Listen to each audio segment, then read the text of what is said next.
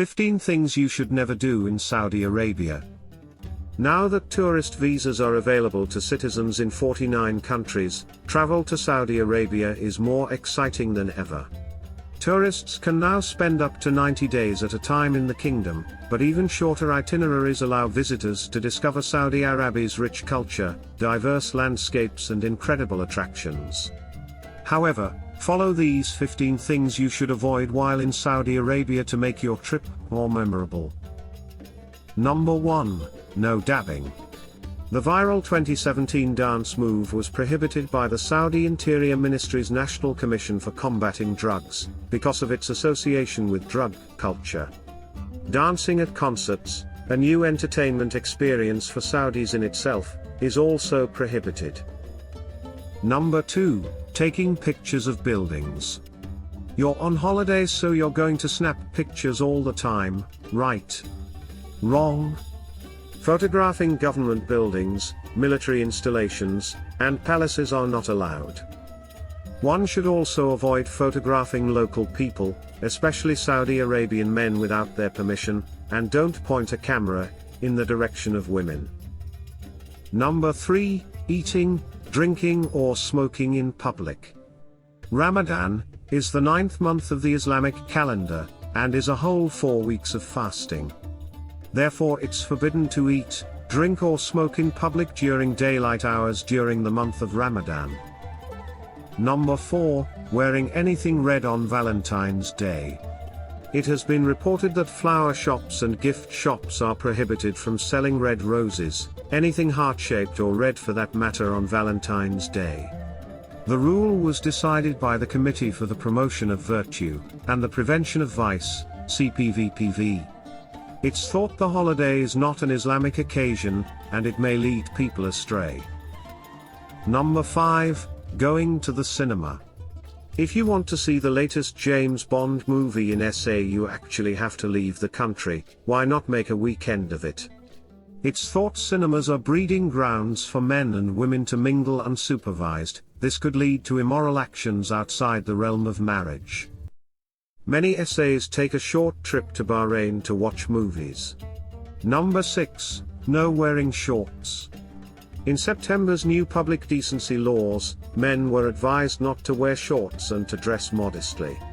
The U.S. State Department advises male visitors to dress conservatively when visiting Saudi Arabia and not go without a shirt.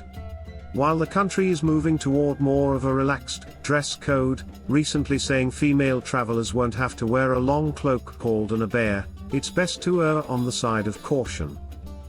Women are still required to cover their shoulders and knees in public, the Public Decency Decree states. Number 7. Getting drunk on the flight over or bringing in alcohol. Alcohol of any kind is banned in Saudi Arabia. Those who break the law are subject to hundreds of lashes, deportation, fines, or imprisonment. You may be able to access alcohol on the flight over, but if you are deemed to be intoxicated at customs, you risk arrest. Number 8. Don't bring in a drone without approval. Importing drones for commercial or personal use is prohibited without approval from the Saudi General Authority of Civil Aviation. So, if you're a photographer hoping to get aerial shots, best call ahead. Number 9. You can't bring any pork into the country. Islam prohibits the consumption of pork, and as the birthplace of the religion, Saudi Arabia adheres to this principle with gusto. This includes pork-flavored chips and snacks. Strangely, it's forbidden to bring products containing frog meat into the kingdom too. Number 10. Never forget to take travel insurance. It's a good idea to purchase travel insurance when traveling to Saudi Arabia, because healthcare for foreigners can get a little pricey. Some airlines offer certain types of low-cost medical insurance for healthcare emergencies, and travel companies can recommend credible and affordable companies that provide international travel insurance. Travelers should check online for reputable options. Number 11. Never forget to learn few Arabic phrases. Saudi Arabians speak Arabic, which is the official language of the kingdom, but tourists who don't know any Arabic should not feel too intimidated.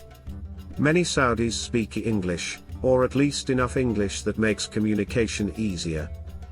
English-speaking visitors probably can get by in Saudi Arabia, without knowing any Arabic phrases, but knowing a few keywords and phrases can score lots of brownie points with locals. Number 12, never insult culture and prayer times. As the most religious Muslim country in the world, Saudi Arabia observes prayer time 5 times a day, from sunup to sundown. Visitors should never feel nervous about being inside a shop, when they hear the adhan, call to prayer, as shopkeepers will ask customers politely to leave, if they need to close their shops or restaurants for prayer times. Number 13, don't forget to change currency. Saudi Arabia's national currency is the Saudi Riyal, SAR. Visitors can exchange local currencies at airports upon arrival, and it is best to bring USD or euros to exchange, as some national currencies are not accepted. ATMs are available at all airports and shopping malls. Number 14, don't forget to plan ahead for weekends.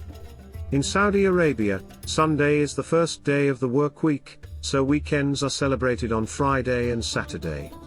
Friday is considered a family day throughout the kingdom, and many families spend the day praying at the mosques and doing activities. For this reason, many shops and restaurants are closed for most of the day on Friday. Restaurants are the exception to this rule. Some restaurants will open for lunch. Travelers who will be in the kingdom during a weekend should plan ahead to account for longer lines and heavier traffic. Number 15, family seating in restaurants. Laws are gradually changing when it comes to segregated seating in Saudi Arabia, but many restaurants still adhere to traditional policies. It's common to find restaurants with seating areas for families, and all female groups, on one side and for single men on the other.